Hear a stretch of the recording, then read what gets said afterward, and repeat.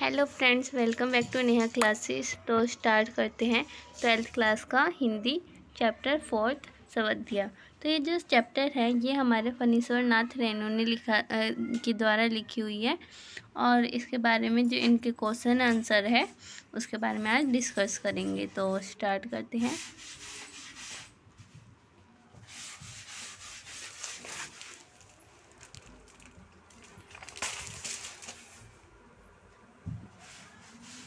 तो देखो यहाँ पे जो फर्स्ट क्वेश्चन है कि सवध्या की क्या विशेषताएं हैं और गांव वाले के मन में सवध्या की क्या अवधारणा है।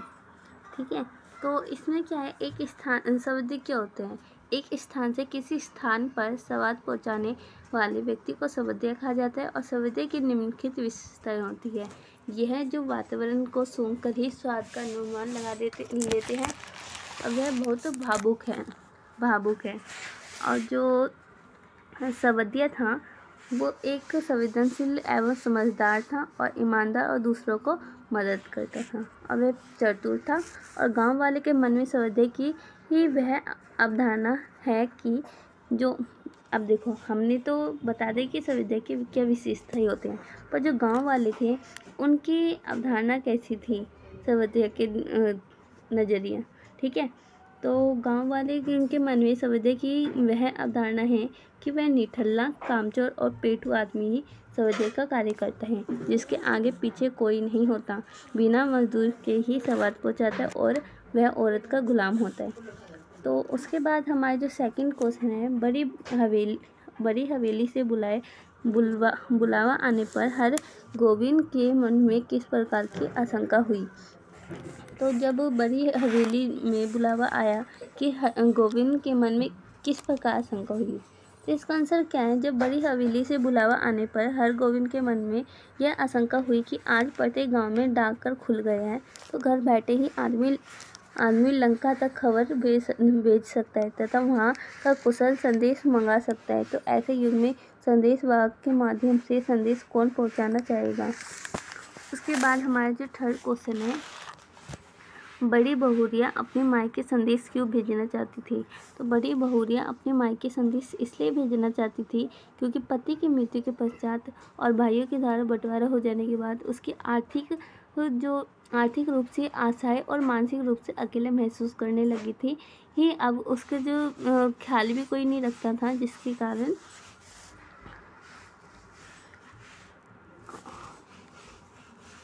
मानसिक रूप से भी अकेली पड़ गई थी, जिसके कारण क्या हुआ, वो अकेला महसूस करने लगी। अब कोई भी उसका ख्याल रखने वाला नहीं था, जिससे वह ससुराल में रहने का कोई कारण समय नहीं आ रहा था। इसलिए वह डाकखाना होते हुए भी हरगोविंद के संदेश अपने मायके भेजना चाहती थी। चौथा क्वेश्चन है हमारा कि हरगोविंद बड़ी हवेली में पहुंचकर अतीत की किन स्मृतियों में खो जाता है। तो हरगोविंद बड़ी हवेली में पहुंचकर अतीत की स्मृतियों में खो जाता है, जहां दिन रात नौकर नौकरानी और जन मजदूरों की भीड़ लगी रहती थी। वहां आज हवेली की बहुरिया अपने हाथ से सूपा के अनाज फटक रही थी। कभी बड़ी बहू के हाथ में केवल मेहंदी लगाकर ही गांव के नईन अपने परिवार का पालन पोषण करती थी। आजकल कर्ज लेने वाले की पंक्ति लगी रहती है, आज वहां कर्ज मांगने वाले आते हैं। उसके बाद है हमारा क्वेश्चन फिफ्थ कि स्वाद कहते वक्त बड़ी बहुरिया की आंखें क्यों छलछला आई। तो बड़ी बहुरिया जो थी वो बड़ी हवेली में अब बिल्कुल अकेली रह गई थी। वह बथुआ साग खाकर अपना गुजारा कर रही थी और मुदियाइन हवेली में प्रतिदिन उधार मांगने के लिए आती थी, लेकिन जो बड़ी बहुरिया के पास पैसे न होने के कारण वह कुछ नहीं दे पाती थी। अब तो वह अपने जीवन में हार चुकी थी। ऐसा लगता था जैसे ये विधाता ने सारे दुख उसी पर डाल दिए हैं। वह सोच रही थी कि भाई भाभियों के ये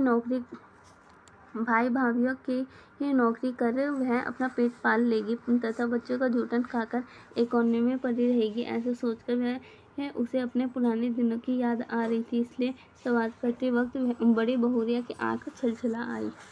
उसके बाद 6th क्वेश्चन है हमारा कि घाले पर सवार होने के बाद सवदिया के मन में कांटे की चुभन का अनुभव क्यों हो रहा था।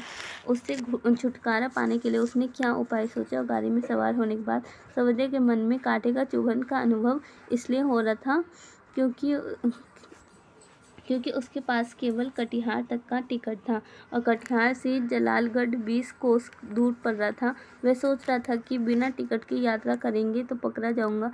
हाँ, इससे छुटकारा पाने के लिए वह हरगोविंद कटिहार में जलालगढ़ के लिए महावीर बजरंगी का नाम लेकर पैदल ही चल पड़ा।